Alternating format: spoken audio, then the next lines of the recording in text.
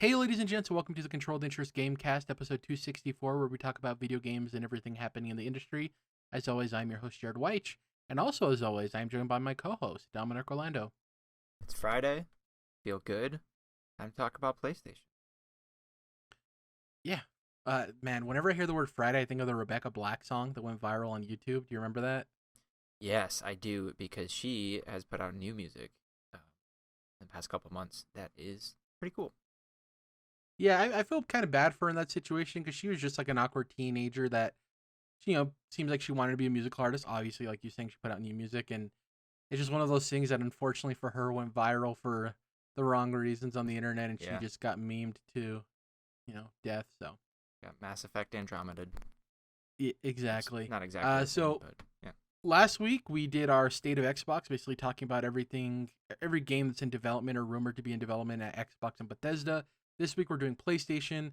In the coming weeks, also look out for our God of War Ragnarok spoiler cast, which we're going to be doing, which is awesome.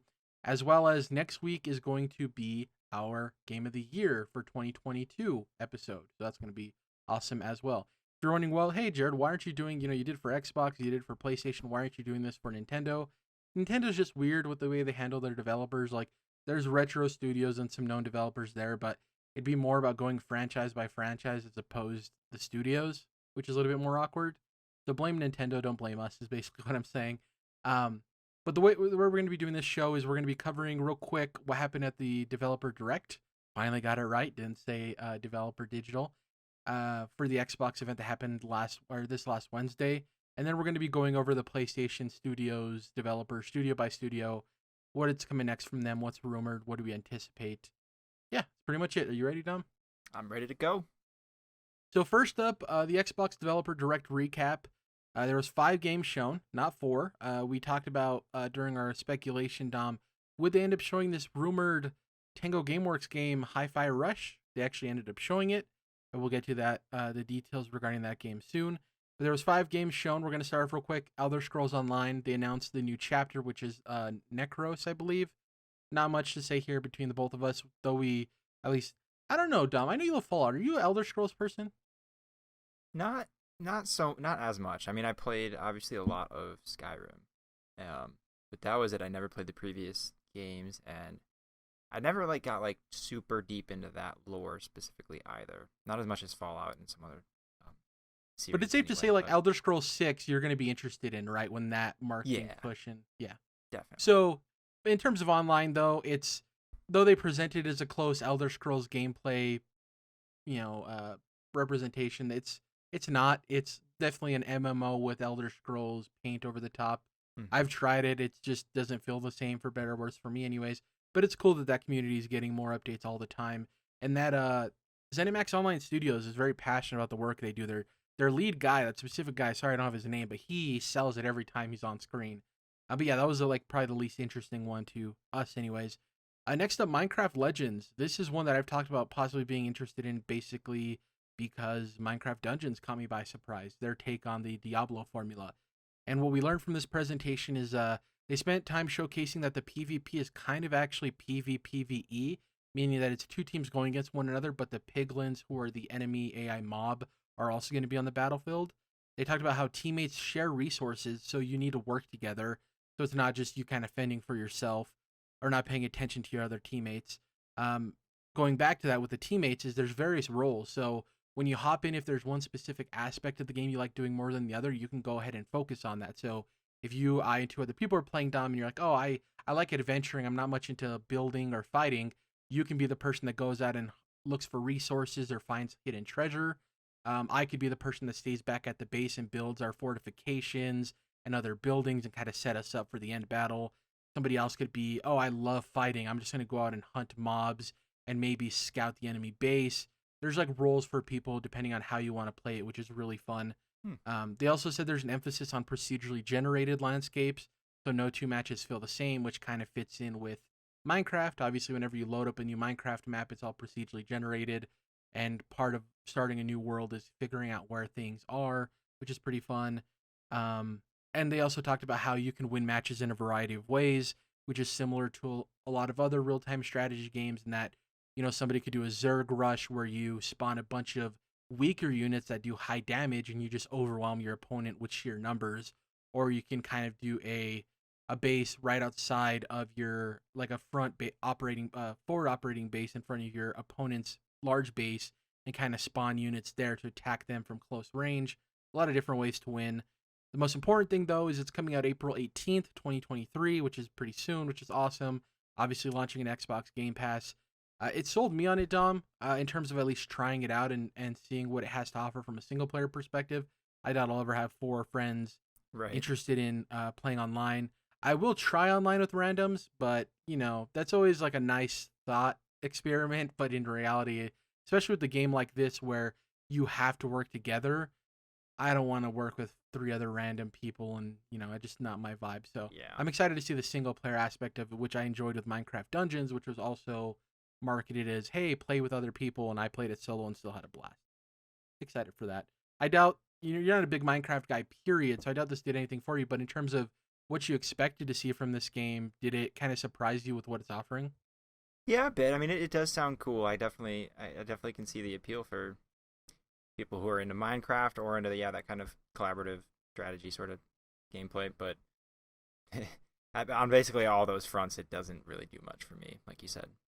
Yeah, for sure. Next up, speaking of a game that doesn't do much for either of us, Forza Motorsport. They showcase some additional details, some incredible stuff in terms of the visual fidelity. Like, these car games go wild every time they release. This one that's showing like the different paint textures, how light reflects off of certain paint textures, how they implemented a new system for damage to where it is more realistic in terms of the damage building up in lower velocity areas on the car where you'd expect more dirt or damage to build up.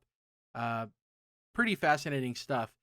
The most questionable thing, though, Dom, is at the end of this is still just said coming 2023, which is, there's some weird stuff that happened after the presentation, in that there's a bunch of things where Xbox and people like Jeff Keighley are pointing to, oh, it's still going to come out in the first half of the year. But then recently, Jeff Grubb over at Giant Bomb said that what he's hearing is it actually has slipped from the first 6 months, which isn't too surprising. Then again, like, it's a bummer it's not coming out in the first half, but I don't think Xbox is in need necessarily of a first half title like Forza, just because, as we'll get to with Hi-Fi Rush, Redfall, Atomic Hearts, maybe even Stalker 2, there's a lot of games on the platform, both exclusive and third party, that, especially with a niche title like Forza Motorsport, it's not like, it's different, right, than maybe a Marvel Spider-Man 2, or even a Starfield getting a date and then slipping, right? It's not as impactful overall to the general audience, right? Yeah, if it needs another minute, I think it doesn't really harm the portfolio or the outlook for this year for Xbox at all. And yeah, people who want to play it are going to be there, whether it's next month or this fall. So yeah, I'm with you. It's not like, certainly not the end of the world. Yeah, it was just weird though, because it was the only game in this whole presentation that didn't have a release date. The chapter for Elder Scrolls Online had a date, Minecraft Legends had a date, and the 2 games we're going to get to both had dates. So it was weird that the one, probably the highest budget, though you could argue the Redfall, didn't have a date yet, which is a little weird. To me, too, I wonder if it's, not that it's going to be affected too much by Starfield, but I wonder if those two do coincide with one another in terms of when they're going to be released, and how Xbox wants to hit those marketing beats of, if you're not too sure on both of them, what's the point in giving a date? Because Forza, you have way more flexibility with than Starfield, right? So you kind of maybe want to get Starfield's date first and move Forza around based on that. Next up, though, the biggest surprise of the developer direct was this Tango Gameworks game. So Hi-Fi Rush was announced. It's a rhythm action game that was shadow dropped, releasing on January 25th via Xbox Game Pass and the Microsoft Store. It featured a delightfully comedic narrative tone and colorful Saturday morning cartoon art style. I thought it looked incredibly high quality. I think I mentioned when I was talking about Pentiment a few weeks ago how, though it was a smaller title from Obsidian, the quality in the animation and the art style was still, you could tell the budget was behind. It was AAA developers and designers working on this. And I think the same thing is very clear with Hi-Fi Rush. I think it's cool to see a studio like this go out of their genre. They're not making a horror game. I think it's a bit of a risk on their part, but like I have mentioned with Pentiment, this game wouldn't exist without Game Pass, in my opinion. I think it is a platform that allows these developers to work on these smaller projects, release them in weird marketing timelines like this with the Shadow Drop. I have it downloaded. I haven't hopped into it myself, but looking at the internet, the general consensus on this game is people are really in love with it, Dom. It's getting a lot of praise. People are saying it's nailing the rhythm action game, which is not an easy thing to do. They say the world is colorful. They say the art style is very much on point. It feels like Into the Spider-Verse, Scott Pilgrim. What were your initial reactions to this, and were you shocked that it got a shadow drop? Because I was like, whoa, I cannot believe they're doing this. Yeah, obviously shadow drops are always fun. And it does look cool. It's probably not really my jam because just being like beat oriented, I kind of struggle with those two. But yeah, I do like the way it looks. Like it's almost like a cartoon from when we were younger, kind of a thing. Or I'm not even sure. I don't know what Scott Pilgrim is. I've heard of that, but I trust your comparisons are good. But yeah, this looks really cool. And yeah, shadow drops are always a ton of fun, and that can, I don't know, it just brings a different kind of pop to a presentation like that too, especially when no one's expecting it. So yeah, it's And pretty cool. I'm glad to your people are point, enjoying it. to your point, one of the selling points of this game is that you don't need to be great with rhythm, because the way the game works is the world itself is designed to be in sync with the beat. But in terms of combat, you can attack at any point. You can put combos together. But if you end up being on beat, you get bonuses in terms of power and resources from killing enemies. So it Mhm. doesn't necessarily knock you for being off rhythm, but it does reward you for staying on rhythm. It also has a bunch of accessibility tools. One of them is this your pet cat that's with you called 808, which is funny because it's a reference to drums, obviously, in music. The drum beat that Kanye made famous. RIP that dude's career. But the cat, you can actually put visual feedback elements for accessibility on screen to where it helps you with keeping beat. So they've kind of thought through that whole thing of, yeah, not everybody's rhythmically gifted, so that might turn them off while the game isn't centered on you being perfectly on rhythm.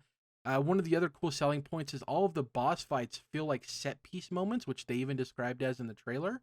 And yeah, I just think it's such a vibrant, beautiful new IP for Xbox and for Tango Gameworks, who, as much as people love the Evil Within games, they just didn't sell all that well. And not to say that they won't do Evil Within 3, but the reality is that horror games are niche and they don't sell as well. And even Ghostwire Tokyo, I think, was even a decline from the Evil Within games.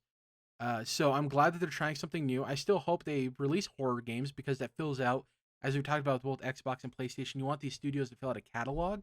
And I do think Xbox needs their Japanese horror expertise. But if you can combine that with something colorful like this, where we're talking about Xbox, and as much as I love Xbox, they don't have the mascot history that Nintendo and PlayStation do. Some of their most iconic mascots aren't even created under the Xbox umbrella. They were previous and they kind of inherited them, right? You got Doom Guy, you got the Dragonborn, you got Banjo Kazooie. Like all of these things come from companies they purchase, and we very rarely have anything that's been created under the Microsoft umbrella. And this is actually Tango Gameworks' first game under Xbox because Ghostwire started development before Xbox acquired Bethesda. So I'm really stoked. I can't wait to hop into it. It's just nice to have a surprise game to hop into because, especially for me, Dom, I was in this place where Fire Emblem Engage didn't get stellar reviews. They weren't necessarily bad, but it wasn't to the point where like I felt the FOMO to hop in right away. Yeah. And I'm like, okay, well, Dead Space Remake is coming out. That's getting good reviews. I kind of want to save that for October for the vibes. Still indifferent on Hogwarts Legacy, personally, in Mm-hmm. terms of if I'm going to get it or not. That's kind of a battle I have every day. And this is something that popped up out of nowhere. I'm excited to hop in. And that's always cool. And I think there's a conversation happening, Dom, in terms of when you don't have a game revealed and let the internet nitpick it for a while before it actually comes out, there's something magical that can happen when a game shadow dropped like this, where people don't have the time to make all of these either valid or invalid criticisms or conversations about it. They hop in and they find out for themselves, and it leaves people less time to ruminate on what could go wrong, right? You hear, oh, Tango's making a non horror game. How could that possibly be any good? So I think there is some merit to doing something like this. And I praise both Tango and Microsoft for believing in Tango because Phil Spencer came out and said it was their idea to shadow drop it like this. Cool Hmm. stuff, right? That is cool. I didn't realize that. Yeah. Yeah. I think it's a cool strategy, and I'm glad that they're allowed the freedom to do something different. And Yeah, it's good for Tango. And lastly, I think a game that won a lot of people over that people were kind of iffy on either way is Redfall. It had an impressive look at the variety of narrative and multiplayer scenarios players can explore and overcome. It's slated for May 2nd, 2023 release date, which was the rumored date, which ended up being true. And yeah, I'm very excited for this game. I think it looks fun. I'm more curious about, and this isn't something they went into, but I'm not necessarily bummed that they didn't, because I assume we're going to get a developer direct, kind of like what PlayStation does with their titles, focused specifically on Redfall and going into like the nitty gritty of the menus and stuff like that. I'm curious how often you can swap between the characters and build up their specific skill trees in single player, because I do want to try multiple characters. I like the guy with the robot dog that you can use to distract enemies.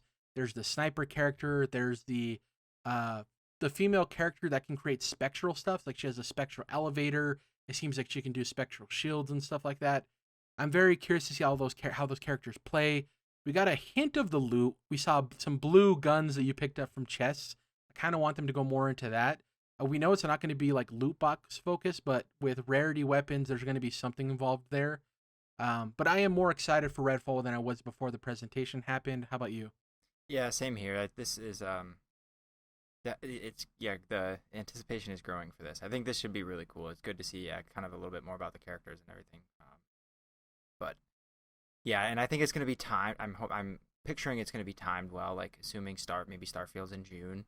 So it's fire up that Game Pass subscription and try out Redfall before, in that runway up to Starfield, which I'm looking more forward to, but the hype for Redfall for me still keeps growing though. And it's cool to have vampires as the main antagonist. We get zombies, we get demons. Mm-hmm. Let vampires have their time to shine, just not too much in the sunlight so you don't sparkle.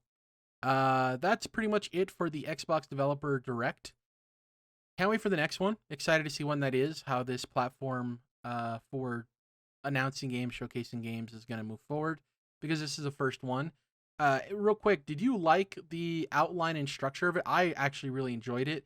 It was a little bit more developer, what's the word I'm looking for? Like dev diary than I expected, but not in a bad way. I actually liked that it was cutting between the developers and the gameplay. Yeah, I enjoyed the structure of it personally. Yeah, I was good to me too. I mean, that's fine. It's it doesn't always have to be I don't know, the most creative and crazy innovative thing. I think I think it was good. Much better than Inside Xbox. I'll say that much. Much better than Inside Xbox. Yeah, that's enough about Xbox. Let's talk about PlayStation. So this is basically the state of PlayStation. We're going to be going over the PlayStation Studios, the last game they developed, what they have in development, and just kind of get us all caught up on where we stand with them. We're in an interesting place, Dom. It feels like we're past phase one following the release of Marvel Spider-Man 2 late this year. We're entering the second phase of PlayStation 5, where we don't really know a whole lot of what's to come. And that's the exciting thing, is that we've gone God of War Ragnaroks, we've gone Horizon Forbidden West, we've gone Ratchet and Clank Rift Apart. What's next for PlayStation? We're not going to be talking about Bungie. One thing I want to clarify, I think a lot of people get confused with, Bungie is in a PlayStation studio, technically. They're owned by Sony and PlayStation, but they operate independently, very weirdly. I don't know. My assumption would be, Dom, is that's solely because I think PlayStation anticipates Bungie's titles remaining multi-platform. And I think with their branding, PlayStation Studios are the exclusive titles. Do you kind of agree with me with that assumption as to why they're kind of remaining independent and not under the banner? Yeah, it's interesting. I guess once whatever their next project is, once that's announced, maybe that'll be when things start to shift. But yeah, they do still feel not excluded, but just kind of on the side from the rest of the portfolio. I guess you're right. Yeah, and who knows? That next game might still be multi-platform. Who knows? Yeah, that could be. So let's get into this. Here's a look at all the projects currently in development across PlayStation Studios' numerous game developers. I'm starting from, I don't know what the proper way to phrase this, because I think all of these developers obviously hold value, but I guess it's from generally least exciting studio to generally most exciting studio. Sure. So we'll go through that way. First up, we got Fire Sprite, which is a studio that might not sound familiar to a lot of PlayStation fans out there, but they're one of the PlayStation VR studios. Their last release is, even though it technically hasn't released, but the last release we know of is Horizon Call of the Mountain, which is the VR title for PSVR 2 that's coming out later this year in 2023. But in terms of their next release, here's some information we have. They are currently hiring for positions on projects with the following descriptions. 1. Dark, story-driven narrative adventure with a heavy focus on art, animation, and delivering unique character performances using Unreal Engine 5. And 2, multiplayer action game blending genre-transcending gameplay mechanics around vehicular and on-foot combat using Unreal Engine 5.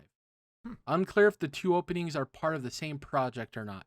So those are two different job openings, but who knows if they're part of the same game or not. I guess my assumption would be these are both probably PSVR 2 titles, Dom? Do you think that's a safe assumption? Well, or that's what I was wondering, because I was thinking the opposite, because it's not mentioned. Like, out of all those details that are mentioned in that description, they don't mention VR. And maybe I'm wrong about this, but my assumption is that you want a VR, like you want someone who wants to develop in VR, or has experience developing VR games. But that's also specific to, I guess, like the programming side of things or the technical side of things, where like you still need artists that kind of skill can more easily translate across virtual reality to 2D, quote unquote, I guess. But I don't know. So I could be wrong about that, but because it would seem weird that their next projects wouldn't still be VR. They're that's why they were purchased primarily, we assume, right? So yeah, I don't know. That was my first thought, but you're probably right. They probably have to still be VR projects. I mean, at the very least, I think one of the two, if they are separate projects, is VR driven. And maybe the other one is like a passion project that they get to do on the side, but we'll see what happens. Fire Sprite. I'm actually curious to see how well Call of the Mountain reviews, because looking at the launch lineup for PSVR 2, that's like that needs to be the star. That needs to be the showpiece of why you buy that yeah. hardware. Even if it exceeds all expectations, it's gonna be tough, because that the VR unit itself is so expensive, and PS5s are expensive too, which is obviously a prerequisite. So even in the best case scenario, that game is gonna struggle to sell a lot itself. But I think like it's more about moving the VR units at that point. Well, yeah, I think for Fire Sprite 2, it's more about critical reception, because for them, yeah. I'm hoping PlayStation and Fire Sprite are under the right assumption that like don't necessarily look towards sale units. I think maybe adoption rate might be more important to them than actual overall sales. Mm-hmm. So we'll see what happens there. Next up, another VR-focused PlayStation studio, London Studios. So their last release was for the original PSVR. This was Blood and Truth back in 2019. Their next release, in October 2022, GamesIndustry.biz wrote a piece interviewing the studio where they revealed that their next game is an untitled online co-op combat game set in a fantasy London, moving on from their established VR pedigree. So unlike Fire Sprite, we know London Studios' next game is not VR. Interesting. Which is pretty interesting. Yeah. And I added on this piece because it says it's obviously online co-op combat game. This is a part I added on. This is likely part of Sony's commitment to a growing live service game library, where they're aiming to have at least 12 new titles in this vertical by 2026. Sony Interactive Entertainment President and CEO Jim Ryan stated this during a financial earnings call in May of 2022. So there's going to be a trend throughout some of these studios where you see a lot of them might be working on some multiplayer stuff, and it might be because of this commitment to live service multiplayer games, which, if the leaks for Suicide Squad Kill the Justice League is any indication, the internet is excited about those type of games. So we'll see what happens there. Yeah. Next up, Polyphony Digital. Last release, Gran Turismo 7 in 2022. Next release will likely be supporting Gran Turismo 7 for the foreseeable future, especially with the game getting official PSVR 2 support in 2023. This was announced in the PSVR 2 launch lineup blog post that PlayStation did, announcing that Gran Turismo 7 will be getting PSVR 2 support, which is pretty cool. Playing a racing game in VR sounds great. Unless you have motion sickness, then it probably sounds like a horror story. I doubt we have anything to add there, Dom. We're not really racing game guys. Next up, one that I don't think excites a lot of people, but boy howdy, I love this studio. Sony San Diego. So their last release was MLB The Show 2022 in 2022, which is always confusing for me because they do the appropriate naming convention, I think, for sports games, whereas EA and 2K do the we're naming it after the year later. So Madden and NBA 2K in 2022 were actually 2K23 and Madden 23. At least MLB The Show does it for the year, which is less confusing. Their next release, MLB The Show 23 in April-ish 2023. They haven't released a non-MLB The Show title since Drawn to Death and Starblood Arena in 2017. It's been 6 years. Didn't realize. Okay. I love MLB The Show. MLB, Major League Baseball, is probably my third favorite major league sport behind football. Well, four technically: NFL, college football, basketball, and then that. But when I tell you that they have the best sports title out there, it's not even close. The quality of life features, just the implementation of single player and multiplayer modes. The one knock for them is their online multiplayer. The lag is really, really bad. I don't really play that mode, so it doesn't really affect me all that much. But I've tried it, and it is horrendously bad. It just, the sync between the online for two people when somebody's pitching and somebody's batting, awful. But like I said, it doesn't really affect me because I don't really play that game mode. Especially but shout out Sony timing San Diego. Has to be so important for that too, so that's a bummer. Yeah. Probably one of the more underrated PlayStation studios because they only really release that sports title, but like I said, I think it is the cream of the crop in that genre of annualized sports titles. So shout out to them. Next up, Pixel Opus. Their last release was Concrete Genie in 2019. Oh, yeah. Their next release, they're working on a PS5 game in collaboration with Sony Pictures Animation, developed on Unreal Engine 5. And this was talked about in June of 2021 for PlayStation Lifestyle. If you're not familiar with Pixel Opus or Concrete Genie, it was this really cool, probably like mid-budget game where you were a kid being bullied in this like northwestern city, and you use paint, like graffiti and tagging on walls to kind of overcome your bullies and use your imagination to find happiness. It was a really cool concept, very much in the vein of Media Molecule, which we'll get to in a bit in terms of a studio. I'm excited, Dom. The fact that they're working with Sony Pictures Animation has me excited because I wonder if that means a higher budget for them. I wonder if it means, I don't really care if it's licensed, but that partnership is very interesting to me. Yeah, I did not realize that. That's kind of cool. Cause yeah, I remember like seeing some of Concrete Genie and thinking it was a cool idea, like you said, but never played it myself. But yeah, that partnership is interesting. So yeah, I'll be curious to see what comes out of that. I want something, as we talked about earlier in the show, in the vein of Hi-Fi Rush in terms of not whether it's rhythm or not, but that game oozes so much style. Like it's very much itself in its artistic representation of both the characters and the world. I hope Pixel Opus gets that opportunity because I thought Concrete Genie looked really neat and it helped diversify the PlayStation library. And I hope that with this collaboration with Sony Pictures Animation, we get something really cool. The fact that it's also on Unreal Engine 5, I'm not going to be surprised if this game is going to be gorgeous in terms of its visual fidelity, which is always aided by picking a specific art style and kind of leaning into it. So we'll see what happens. Next up, Housemarque, everyone's favorite arcade developer. We got Returnal, which came out in 2021, but don't forget that it's coming to PC now in 2023. It's being ported over. Next release, during the 2022 DICE Awards, which happened in March of 2022, the studio revealed that their next project is in early development and it'll be a brand new IP, not a sequel. So that's like, I wouldn't say it's too shocking, Dom. I know some people might want a Returnal too, but the thing we've seen from Housemarque is even though their games have all really fallen into that arcade genre, they've all been pretty different from one another. So I'm excited to see what they do next, because if you would have told me Housemarque's making a first-person roguelite shooter in space that's sci-fi and is like very trippy, I'd be like, oh, I can't wait to see that. That's not what I expect from that studio. So I'm hoping it's the same type of reveal when we see their next game. And the fact that they said early development in 2022, probably going to be a couple years before we see this, right? And yeah, probably a ways away. And then so I don't think they've done a sequel ever. They've only ever like Dead Nation and then Alien Nation and then Returnal. There might have been one more in there that I'm missing. Oh, there was. I can't. Oh, shoot. Might have just said it. Anyway, Yeah, I don't think they seem to like sequels all that much. They prefer new ideas, which is fun. And impressive, really, if you think like you're able to continue that success with new IPs. But also the scopes keep on increasing, so I wonder if this will be an even bigger game than Returnal was for them.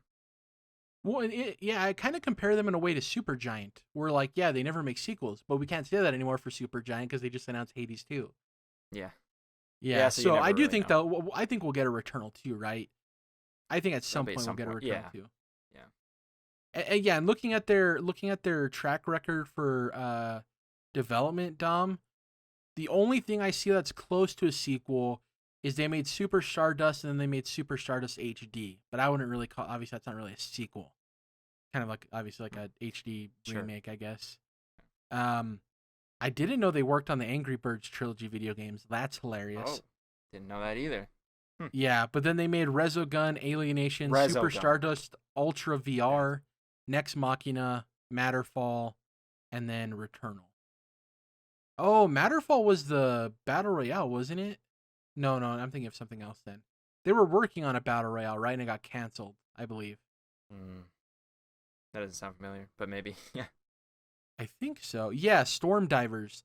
Mm. April of 2017, Storm Divers was a Battle Royale game. Anticipated 2019 release in December 2018. Housemark uh, canceled it. Okay, yeah, so they were working on a Battle Royale. I kind of forgot about that. Next up, Media Molecule. Their last release, Dreams, in 2020. It was actually their only game release in the last 8 years, which is a whole story in and of itself. Next release. Little is known about the team's next project, but their site showcases the studio is hiring for several positions where they specifically mention live service games. This likely means they're one of the studios tasked with hitting the live service game quota Sony is aiming to reach. Yeah, I am not surprised by this. When you have a studio as creative as Media Molecule that kind of struggles with actually shipping products, Dreams is cool. I don't think Dreams financially did all that well. And sure, Sony has a track record of not forcing their studios to do anything, but the only studios that ever really talk about having that freedom, Dom, are like Naughty Dog and Sony Santa Monica. Yeah. And Media Molecule, I do think that Sony isn't necessarily strong arming them, but the fact that they're hiring and working on a live service game, I think they kind of probably drew one of the short straws, right, in terms of trying to hit that quota Sony's targeting. Yeah, I'll be curious to see what that is, because, I mean, in a sense, I mean, from a certain perspective, you could think Dreams is a live service game. It's just the people are the developers, kind of pushing out new content, and you don't have to pay for it.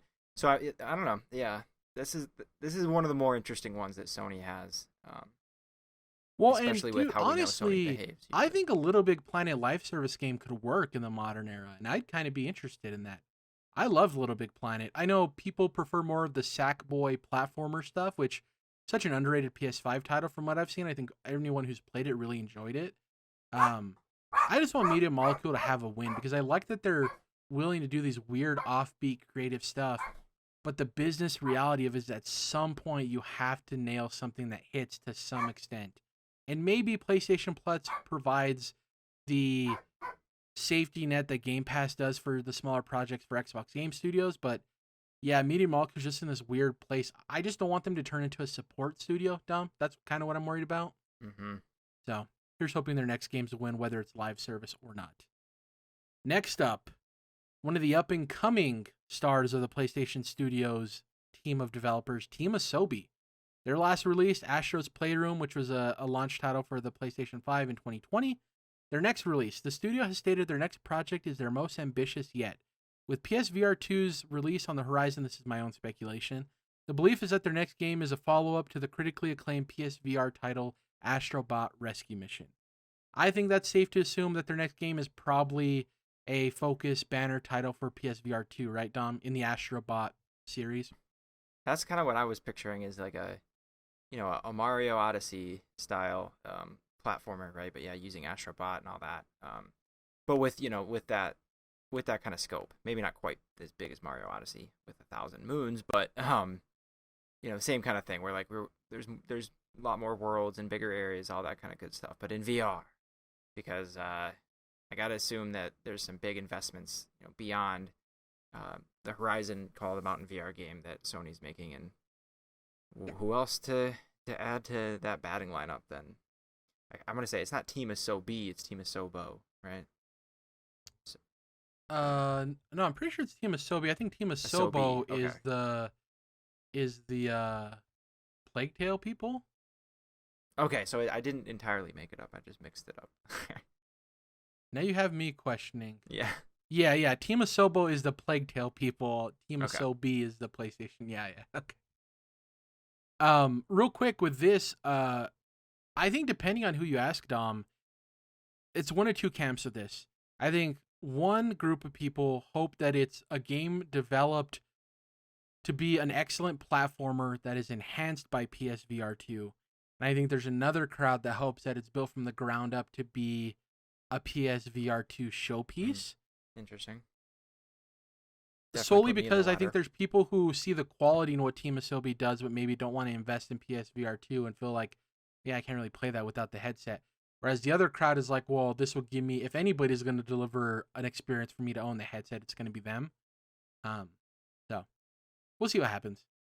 Especially with so many people checking out Astro's Playroom when they buy a PS5. It's like they kind of good. Yeah, everyone has a taste of what that team can do. Though that's more of like a launch title tech demo, whereas Astro Bot Rescue Mission is like so far their magnum opus. Next up, Haven Studios. Last release, not available. They were founded in 2021.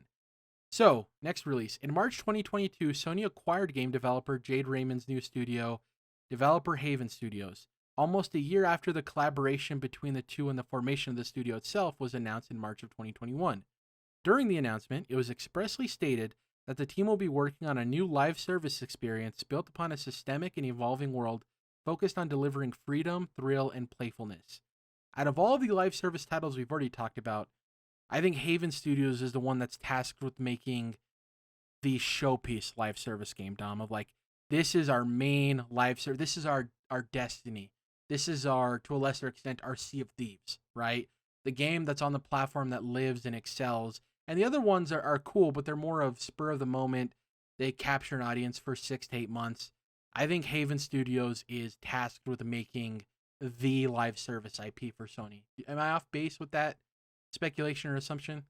No, I it makes sense. It's obviously new, and I don't know, another really curious one. Like Sony, like there's a lot more mystery I feel like at Sony right now. Not as much as Nintendo, like you talked about at the beginning, but yeah, this will be really interesting. I'm really curious to see where this goes.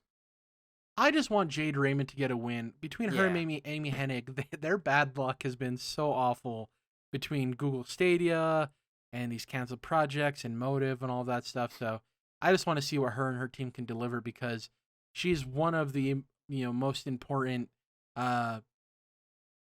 game studio leaders in the last couple of decades, and I would say one of the more influential female game developers of the last couple of decades, along with Amy Hennig, who's a writer. And yeah, I just want to see what they're capable of making because the investment Sony made in Haven wasn't small, and it seems like they want Haven Studios to make something that truly delivers. So we'll see.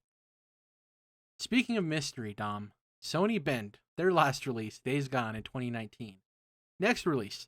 In June 2022, Sony Bend revealed a new logo and direction for the studio in an official post on the PlayStation blog. Here's what they said concerning their next game. Quote, "Today we are excited to share just a snippet of news on our current project. We are currently working on a new IP that includes multiplayer and builds upon the open world systems of Days Gone, but brings you a whole new world that we are extremely excited to craft for you. We cannot wait to reveal it for you when the time is right." End quote. And I added this piece. Fans are hoping for a return of Siphon Filter, Resistance, or Days Gone, but they shouldn't hold their breath because obviously this seems like a new IP. We had the stories about previous leadership at Sony Bend kind of not being the best, kind of being a little bit toxic, kind of being a little bit grody. So I'm glad they're under new leadership and going in a different direction. Not necessarily for Days Gone. Like, I have no ill will or any opinions on Days Gone because I didn't play it. But I'm just glad that the studio, in terms of management and focus, is in a different direction. What do you hope to see from Sony Bend? Because they are in a weird place where they could have returned to Siphon Filter, Resistance, Days Gone sequel, but they're deciding to do a new IP again. Like, what do you want to see from them, Dom, and what are you expecting? Because they can kind of go anywhere at this point. I mean, I wanted to see Days Gone 2, but nonetheless, that's obviously not going to happen, at least not anytime soon. So, I mean, that being said, I think there were. I'm trying to think of like the best parts of Days Gone and maybe what they could build on from that in a different IP or a different game, right? And the horde zombie gameplay really was really good. It showed a little weird in some of those early gameplay demos they did, where kind of the zombies sort of just felt like paper because there's so many. But actually playing the game, it was really fun and exhilarating going through those. So I don't know if like anything from that can be translated into a different type of game, but if they can capture any of that kind of suspense and anxiety and inducing, like fighting this giant mob of enemies or something, I don't know, large like that, was kind of unique. At least if anything recent that I can recall. Maybe Dead Rising was similar in that sense, but I'm not as familiar with those games. But yeah, I don't know where that could go or what. It's back to that same thing of if they're doing whatever. I mean, what I want from them is something new and creative and obviously fun.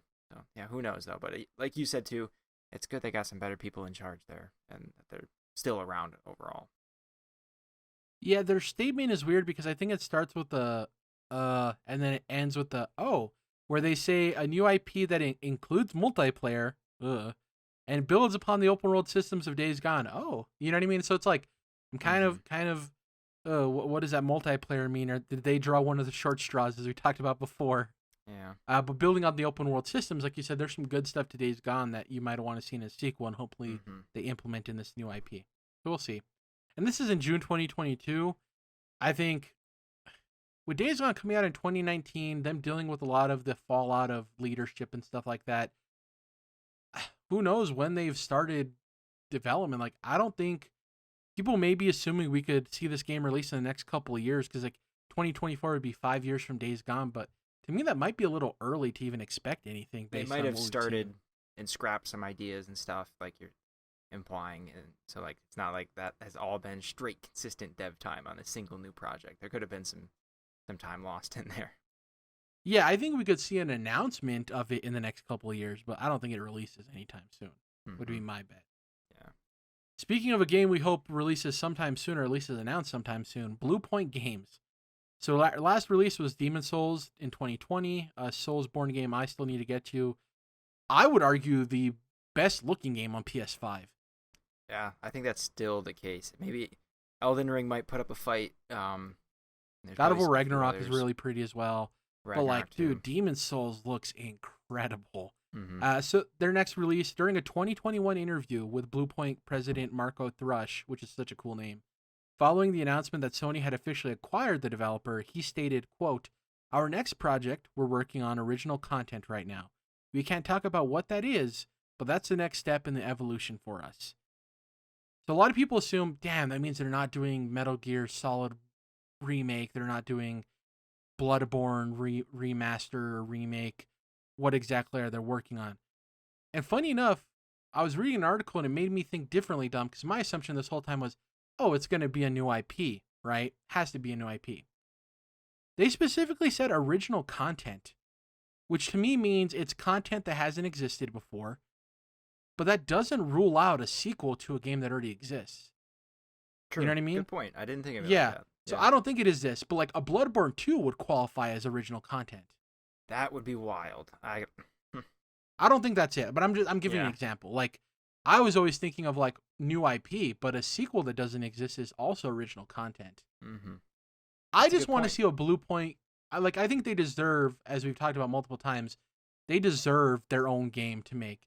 And my hope is that it's a new IP and not a sequel, because they've done so much high quality work in remastering and remaking these games that, like, let them flex their muscles a little bit, right? Yeah. For you, based on the information we've gotten from them, do you want a new IP? Would you want a Bloodborne 2, even as wild and outlandish as that sounds? Do you hope they're kind of being creative with their language and it is a Metal Gear Solid 1 remake? Like, what do you expect and want from Blue Point at this time? I mean, yeah, Bloodborne 2 would be cool. Even if it's not From Software doing it, I would be glad to,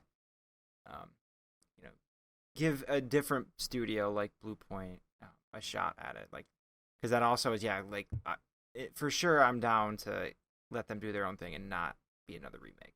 I think they've more than earned that chance, right? Um, so yeah, Bloodborne specifically would be excellent, or something entirely new, just like we talked about with Sony Bend. Like, um, I'm just glad it is something original. And if it were going to be a sequel, then hell yeah, make it Bloodborne 2, make it that sequel, and not a Metal. It wouldn't be a Metal Gear sequel, obviously, but yeah, something entirely new too could be fun too. So yeah, it's another one. I'm open to anything. I think that they've proven they can put together a good game, even if it's a remake. So I'm curious to see what they got cooking. Even if it's not Bloodborne 2, I hope it's a third-person action game, just because, as we've mentioned, that's something that the PlayStation Studios portfolio could round itself out with. Like, if it's an open world game, I'd be interested, but it's like, okay, it's not really too different if it's a third person. I guess third person action in terms of more of like a Souls like, as opposed to, third person action adventure like God of War or something. Right. Yeah. Yeah. Do you think we see that game at least this year? Do you think we see Blue Point Games game? And so that one, unlike Bend, that does feel like it could be sooner. Like we could see something this year or something, next year even. I mean, that could be the surprise second PlayStation Studios title we get this year. Like, I wouldn't be too shocked if we get a PlayStation presentation in the next 2 months and then that game releases between like May and August, and then Spider-Man is like November, right? That wouldn't surprise me at all, because it is weird that we're at a point where the only major PlayStation Studios first-party title this year is Marvel's Spider-Man 2, right? We got Forspoken, which is third party, which I don't think they're not going to be talking about that much longer. And then we got Final Fantasy 16, which is also third party. But in terms of first party, it's just Marvel's Spider-Man 2. I hope I'm not forgetting anything. Which is like, I mean, we have the DLC for Horizon, and we have Call of the Mountain, and we have PSVR 2, but you know what I mean. Yeah, and with last year having been kind of the opposite, where we did have for Horizon Forbidden West and God of War Ragnarok in the same year, I don't know. It could be, it could just be that it's Spider-Man from any Sony first parties after the anything VR 2. I don't think that would be too shocking. Shocking, yeah. But obviously, if they can, they would love to put out, a kick-ass Blue Point game this year too, if they can. Oh, for sure. Especially with us, like maybe not getting a FromSoft game this year. Traditional FromSoft, if we get Armored Core 6, that's not really a Souls-like, obviously. Guerrilla Games last release Horizon Forbidden West. Last year, we're also getting Horizon Forbidden West Burning Shores this year. Next release in October 2022, reports started surfacing that Guerrilla Games was working on a remaster of Horizon Zero Dawn. You remember this, Tom? Oh. For the PS5, but it's unclear if it'll be a remaster or a built from the ground up remake of the 2017 title. This same report said a multiplayer project was in the works, which ended up being revealed during official job postings a few months later. In December of 2022, Guerrilla Games posted job openings for the studio, where it was revealed that it has a new internal team in Amsterdam developing, quote, a separate online project set in Horizon's universe, end quote, that will include a new cast of characters and a unique stylized look. So the second thing coming true actually lends some credence to the first thing, which is like, man, I do think that remaster of Horizon Zero Dawn is pretty real at this point, based on all indications of the multiplayer rumor attached to that also being true, and what we've seen with the way they've squeezed The Last of Us. And that's a little bit harsh of a way to put that, but you know what I mean. So, yeah, it seems like it's a reality, Dom. Yeah, I don't think it's quite harsh enough to say they squeezed The Last of Us, but and so remaking Horizon Zero Dawn is I don't know. It just we talked about it a while ago, and it just makes me roll my eyes. But I guess if it works for them, great. But that's not the kind of thing that like is gonna get me excited to fork over $70. That's already a tough proposition. But remaking not that old games is it's a choice, I guess. But yeah, I guess I'm also looking forward to like when they do something outside of Horizon and that universe at this point, because there's been a lot of it, and it's great. Don't get me wrong, but I think like just like they proved that they could do something different when they first made Horizon Zero Dawn, having only made or primarily made Killzone games. Like, do that again, run that back. Like, what's your next big idea, Guerrilla? I mean, I feel like they've shown that they can even cross genres and still succeed at an incredibly high level. So like let them do it again. Like, take another shot. Let's see their Last of Us. We saw their Uncharted, Exactly. which is Horizon. Let's see their Last of Us. I get you there. Hopefully it's not a return to Killzone. And I say that, but if they were to reinvent it the way God of War was reinvented, it could be cool too. I mean, what was PlayStation's last, big first-person shooter? Killzone. But they don't really have that in their portfolio right now. Well, technically they have Destiny, I guess, but that's live service and they bought it. Different kind of thing. If they were to put out like a absolutely gorgeous, badass Killzone campaign, like, that would be cool. I'd be into that. And then some good multiplayer too. Like again, back into PlayStation wants to do more live service. Like, maybe that's a route to that. Yeah, true. My dream scenario for this multiplayer Horizon game is that it'd be dope if they made a Monster Hunter, where like you and your friends can go and hunt these monsters together, these robotic monsters. That'd be dope. Honestly, I think that's the only way I'd be interested in a multiplayer Horizon if it was close to Monster Hunter. Because other than that, I don't know why I'd be interested in playing a multiplayer game like that. I'm not really at all myself. In any case. Hey man, Monster Hunter World made me dip my toes into that world, and I'm open to having that type of experience once again. Next up, Sucker Punch Productions. Last release, Ghost of Tsushima in 2020 and the Legends DLC, the multiplayer DLC in 2021. Next release, it is assumed that the studio is working on a sequel to Ghost of Tsushima, but nothing has officially been announced. I don't know if you remember this tidbit, Dom. In July of 2022, the studio did confirm to fans that no one is working on new entries in either the Sly Cooper or Infamous series. It was an odd statement during the celebration of the studio's 25th anniversary, but was likely done to quash optimism in regards to those series returning anytime soon. Yep. Yeah, I was just like, hey, we're 25 years old. By the way, our two beloved series you guys like, no one's working on them. Lose hope. You know what I mean? It's really funny. It's so weird because the fact that you have to say that, and I get why you do, but the fact that you have to say is because it's in such high demand. And maybe that's just in high demand by the vocal minority, and by their maybe more usable metrics. It's not in that high demand, but I don't know. It feels like, hey, maybe take a sign. Even though you had to give that awkward message this time around, maybe consider doing some Sly Cooper. But even saying it, don't you think it opens up the door of fans being like, oh, they said that, so we're surprised when they actually announce it? Like, it could actually backfire in that way as well. True, yeah. But, I mean, all that being said, I'm totally game for Ghost of Tsushima sequel. Maybe you call it something else, bring it to a new location and different characters, or whatever you want to do. That game was incredibly fun. That was like one of the better open world games that we've had in recent years, and I'm totally down for a sequel there. Yeah, I wonder if you franchise it. It's an interesting thing, yeah, because the reason it's called Ghost of Tsushima is because it's about a specific character in a specific area. Yes, exactly. So would it be called Ghost of a different area? Would it just be called Ghost of Tsushima 2 semicolon something else? Like, Spectre, that's going to be interesting the way they do the naming Nagasaki, convention. Some shit. I don't know.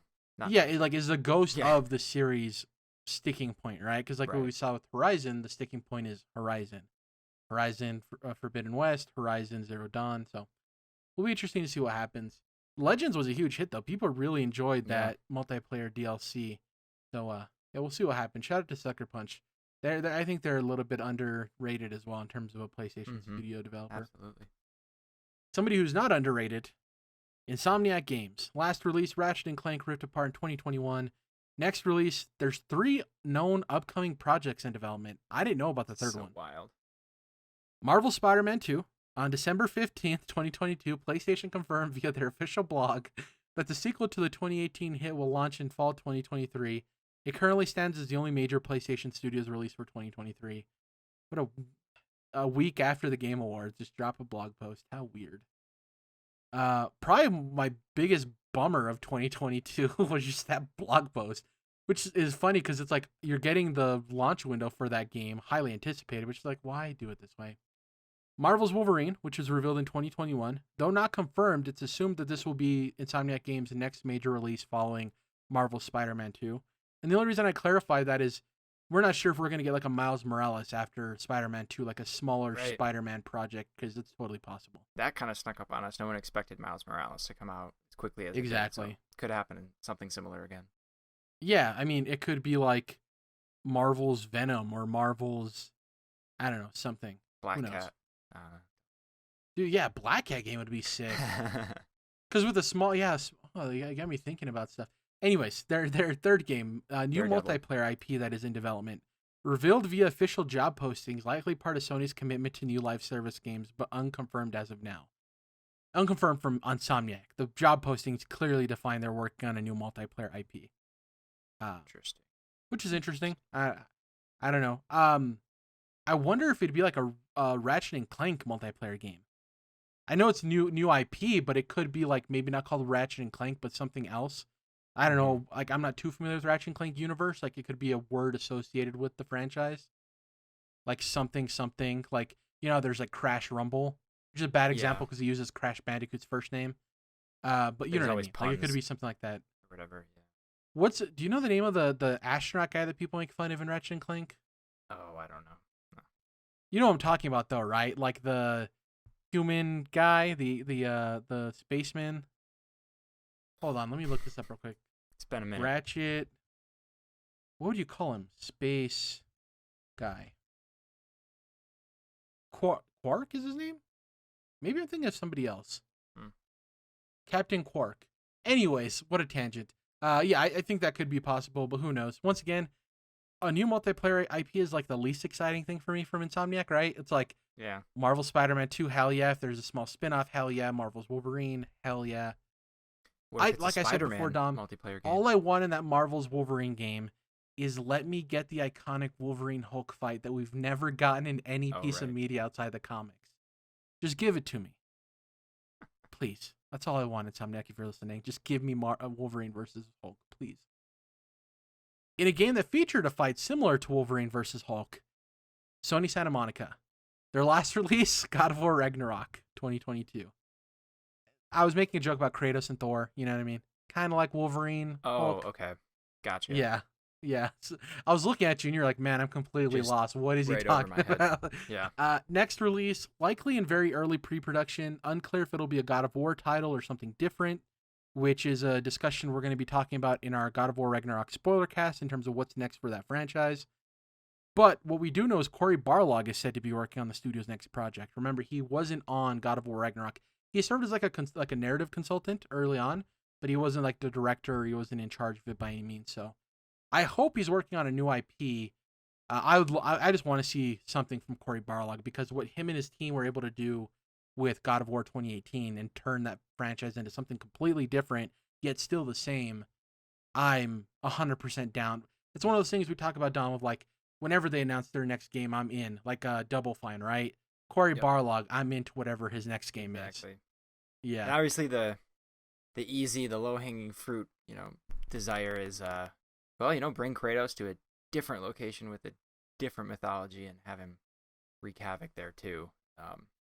After it was obviously successful moving from Greek to Norse mythology. What other, Egyptian, Mayan, Christian mythology or something like that? Or they would never do Christian mythology. Kratos versus Moses. Yeah, can you imagine? The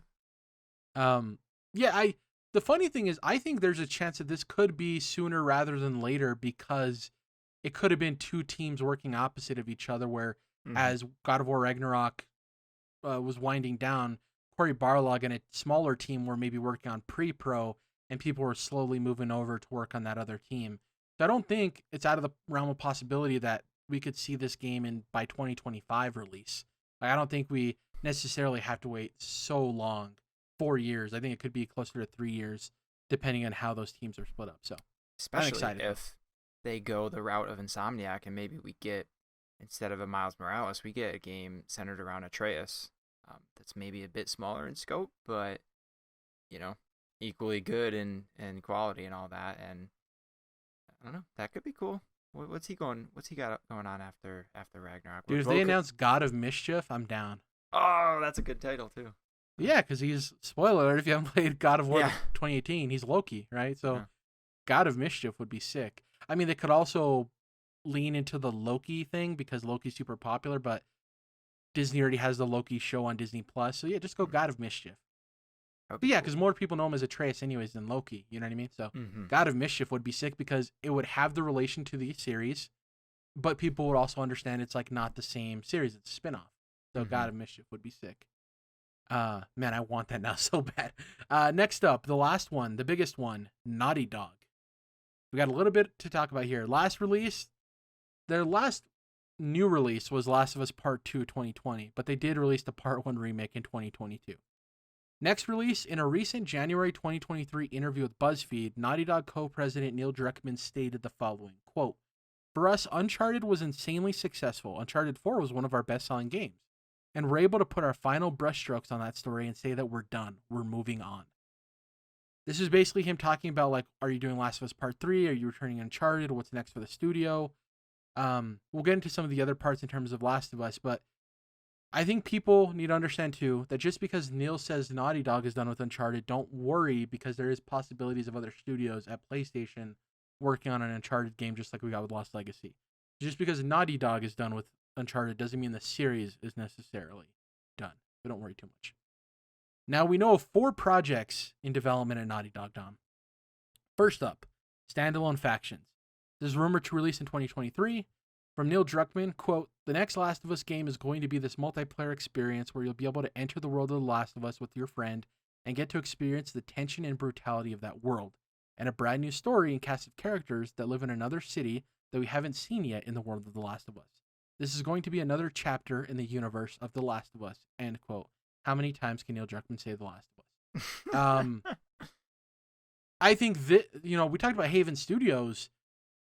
This might actually be the live service point 2 of, like, this is our thing, right? Like, I assume this is going to be closer to a live service game than the original Factions. As somebody who deeply loves Last of Us but isn't a big multiplayer person, Dom, where do you fall on your interest in this standalone Factions title? I guess I had to. I would put it in a little place called absolutely freaking hyped, and I can't wait. I want to play the shit out of it. Wow. Yeah. Unless there's obviously, if it's bad, it is bad. But like if it were to go the route of it's free, well, not free to play, but like it's free for PlayStation Plus Premium or whatever the hell they're calling their tiers, right? If they were to do something like that, but then it's still filled with like annoying microtransactions or something, you know what I mean? If it goes down, it could go down a bad route, even if like the gameplay is really good and that kind of thing. But as a concept, otherwise, I mean, this sounds really cool. And as long as it's not too strategic and requiring you to play with other people, because then that's kind of exclusionary to me, who doesn't have friends, right, to play with. We could play together. I'd be down to hop in. We'd have to find some time or whatever. We'll plan it out, but that's the thing that sucks, right? You have to plan it out because we're adults, But yeah, that would be a game where I would make a reasonable effort to do that, though, to plan out time to play it for that franchise and that kind of thing. But knowing now that there's a proper story in there to some extent, with characters that you can follow, like it sounds like it's not like purely competitive multiplayer or something like that. Even like, and I gotta think like it's gonna be. I think of like Destiny has a story, right? But it's not always like the most engaging. It's kind of, I don't know. For me, it's a bit abstract and hard to follow, things like that. But I expect a much better narrative out of this Factions game. And obviously, I also failed to mention that the original Factions mode was a ton of fun. I played a lot of that on PS3 when the original Last of Us came out. That was a ton of fun. That was more at the time in my life when I was playing more multiplayer games, though. But yeah, I'm pretty hyped for this, and I'm looking forward to it. Destiny story is presented like if you walk down your local downtown near all the food shops during the middle of the day when everyone's cooking. Like you walk by and you smell all the food, but you don't necessarily know what food they're cooking, but it slightly interests you. Yeah. But at the end of the day, you just walk by anyways, and it isn't a good enough smell to pull you in to buy something. You're just like, that was nice. And then you could go on your way and you maybe forget about that you ever smelled it in the first place. That's kind of like Destiny's narrative. I hope Fair. the faction standalone game is more than that. I hope that the microtransactions are all cosmetic based. I have faith in Naughty Dog to do that because the last thing I want is to have to pay $2.99 for resource bundles or something.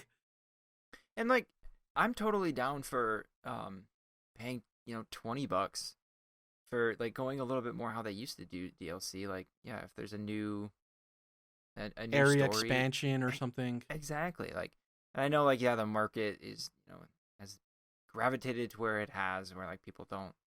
I don't know. It seems to be more lucrative for studios to get the smaller microtransactions, which it's fine, but yeah, obviously, yeah, keep it cosmetic. That can be okay, but yeah, it could go a lot of different directions with that.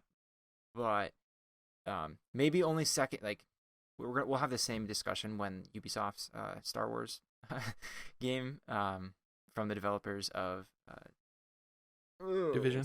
The Division comes out. Same kind of stuff there, where like I'm not usually the live service guy, but this is the franchise where if it's done right, I'll be in. So where I can at least give it a chance. So. And funny enough, recent descriptions of that game, I've seen live service less and less and more open world Star Wars game. So that's encouraging to me. Yeah. Not to say it isn't still in there, but that's as far as what I've read. The one thing I hope they don't do too is cosplay cosmetics. Don't sell Joel and Ellie dress up costumes, please, for the love of God. Oh yeah. Because that just, I don't know, narratively and like immersion wise, it kind of takes away from it of like, grab your Ellie cosplay. You know what I mean? It's very grody, in my opinion. It must have been a mod. How did I see this? But there was like a Fat Joel mod to the original game, or something like that. Or maybe did you see they recently did a Bella Ramsey mod? That's kind of cool. I like when they do stuff like that, like that. In Spider-Man when they, bring in the Tobey Maguire suit and all that kind of stuff is always fun. Yeah. Next up, The Last of Us Part 3. From previously mentioned BuzzFeed interview, quote, this is from Neil Druckmann. It's up to us whether we want to continue The Last of Us or not. Our process is the same thing we did when we did Part 2, which is if we can come up with a compelling story that has this universal message and statement about love, just like the first and second games did. I would argue the second game was more about hate, but yeah. Then we will tell that story. If we can't come up with something, we have a very strong ending with Part 2, and that will be the end. In March of 2022 is a reported rumor that the script outline for The Last of Us Part 3 was completed, which seems like a huge news story at the time, but like that's kind of expected if they want to have a rough outline of what they possibly could work with, and that script in March 2022 would not be anywhere near what the final script would be when they're making the game. So it's not like, oh, they're definitely making the game. It's just a procedural thing that studios, I think, do because you want to have that in case you ever want to go back to like, we have this rough outline. How do we think we can tweak it? I guarantee they probably had the same thing with Last of Us Part 2, where when 1 was finished, Neil and the team probably had a rough outline of what they could do with 2, put it on the shelf, and then when Neil and the team had an idea of like, oh, this is what we could do, then they actually went full bore with 2. So, yeah, interesting stuff. I'm in a weird place now where I don't necessarily need 3, but if they announced it, I'd be interested in where they went. For me, I'd want it to focus on motherhood because I think from multiple perspectives too, with obviously Abby and Lev, that's kind of an adopted motherhood, whereas with obviously Ellie and Dina and their kid was a different type of motherhood. We went through love, we went through vengeance and hate, and I think seeing violence through the eyes of a parental perspective could be interesting. But yeah, I'm kind of take it or leave it. Like, if we never get Last of Us Part 3, I'm fine. If we do get it, I'm very interested. You know what I mean? It's kind of weird in that way. You? I think I'm the same. I'd obviously be there for it, but I'm not clamoring for a continuation. If they were to, they could go with entirely new people too. That would be interesting, but that's probably more what we're going to get out of Factions. So. And we had a hard enough time dealing with somebody new in 2 in terms of the general audience's feedback. True. I don't know. Very good point. How the internet would deal with having completely new cast of characters. So we'll see. Next up, this one is very intriguing to me. New fantasy IP. Neil Druckmann is said to not be involved in this. It's a new single-player IP set in a fantasy world currently in full production, according to reports. Oh. Art found in both The Last of Us Part 2 and the Part 1 remake have fans believing that they are teases towards this speculated new IP. The art features female fantasy characters posed next to animals. One of them kind of looks like a griffin. One of them kind of looks like a weird goat horse thing. Um, the same image can be found of a girl sitting on a field next to the griffin type animal in both the Part 1 remake and Part 2. Sometimes teams reuse assets, which is totally a possibility. But I wouldn't be surprised if this is a weird loose tease, not meaning that these images are characters that'll be found in the game, but it's like, we did a tease. You know what I mean? Like, they're not directly connected anyway, but it's like, did you see those fantastical elements? They're a loose Easter egg to what we're working on, kind of thing. No, I gotta look. I didn't even know any of this. This is all new information to me. The existence of it entirely. Oh, really? Yeah, I didn't know anything about this. I'm very interested now, though. Yeah, to me, Neil Druckmann not being involved is interesting because that means it could come a lot sooner than we expect. Mm-hmm. And two, that means we could have 2 Naughty Dog games developed next to one another and not have to wait so long for new games from them. And I hope maybe they hit that cadence of releasing games sooner. And I want to see what other creatives at Naughty Dog can do. Like, Neil Druckmann is great, don't get me wrong, but that team's probably staffed with a bunch of fantastic creatives. So let's see what somebody else can do. Yeah, that's interesting. Fantasy IP from Naughty Dog, though, does that excite you? I'm down for fantasy. Heck yeah, dude. I mean, because we got obviously Uncharted. We had Jak and Daxter back in the day, which I guess is kind of fantasy.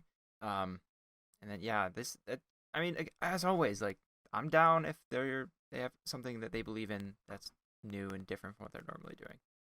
Yeah, like, it's for them, it's the creator, not what's created. Like, Naughty Dog's making it. I'm interested. Mm-hmm. Funny enough, you mentioned Jak and Daxter. There's this 4th project.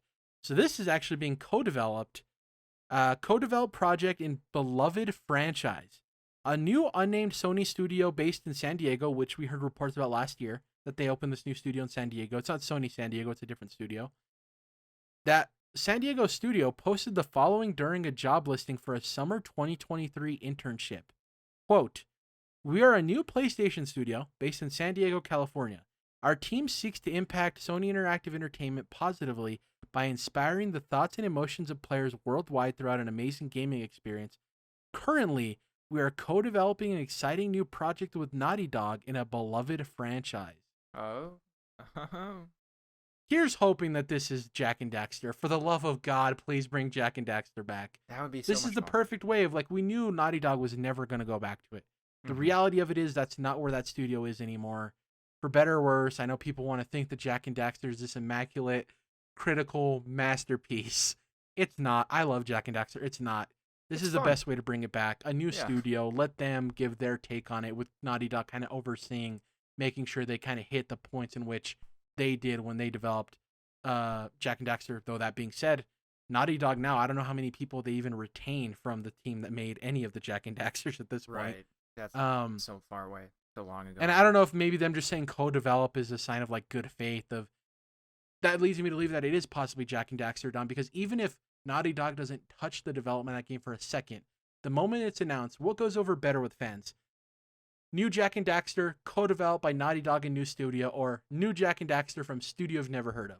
Even, like, if all they did was send over some assets in a zip file. Exactly.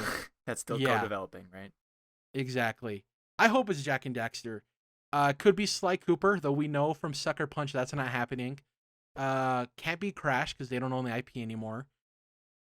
My only other thing would be, like, that I would personally want is Resistance. Mm-hmm. I think Resistance is one of the coolest IP Sony has. For me specifically, I love sci-fi alien invasion stories. I love weird chemical fucked up biology. Like, I love all of that stuff. Like, that's my jam, dude. I love District 9, or District 8, sorry, one of my favorite movies of all time. That's 9. 9, sorry.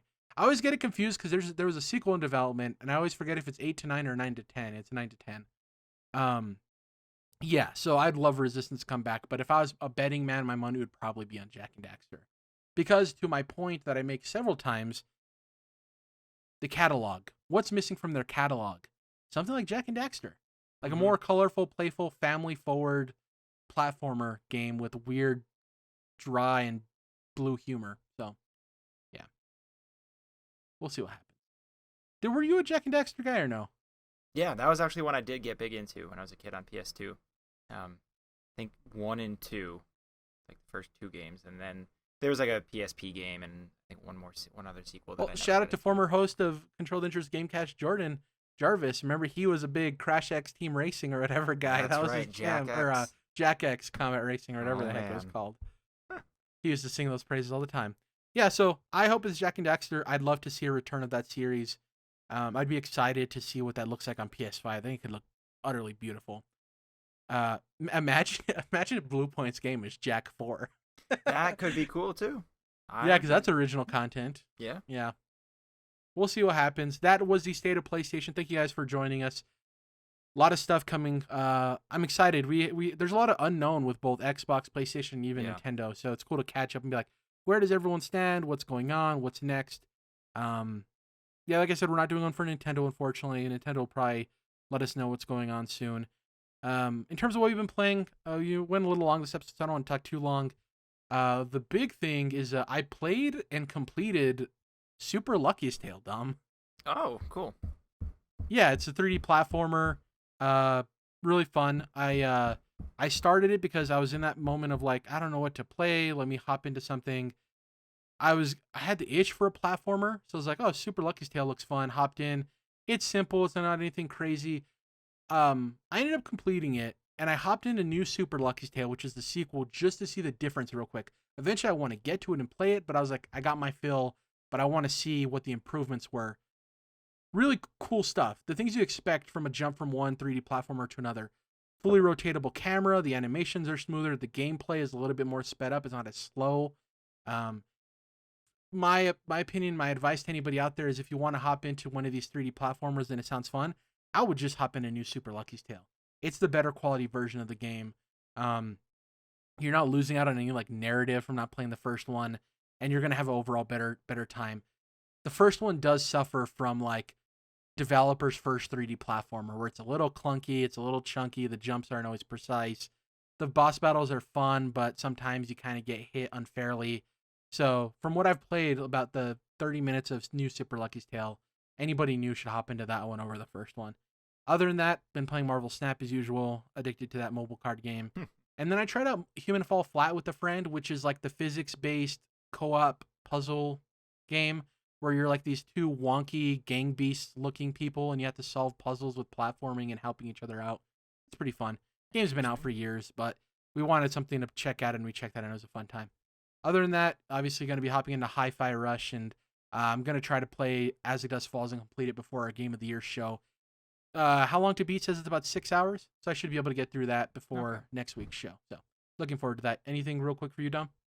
Not even. I haven't even touched a thing. It's been one of those weeks, so looking forward to finally getting a minute to get back into something. Yeah, hopefully people look forward to our God of War spoiler cast, God of War Ragnarok spoiler cast. We're doing that with friend of the show, Chris Noons. So look forward to that in the couple coming weeks. Not sure if it'll come out before next week's podcast or after, but that's kind of our supplementary episode, not a mainline podcast episode. Other than that, please follow us on YouTube, search Controlled Interest, will pop right up, subscribe, hit the bell notification so you never miss an upload. On Twitter, you can find us collectively at CRLINT, Controlled Interest, abbreviated. You can follow us individually. Dom is at ObiDomKenobi. The O in Obi is the number 0, not the letter O. I'm at Jerrad Wyche, JerradWyche. We're on all your favorite podcast platforms, but preferably Spotify or Apple Podcasts. We'll catch you guys next week with our Game of the Year episode. Like I said, also make sure to try to tune into our God of War Ragnarok spoiler cast. Until next time, see you guys later.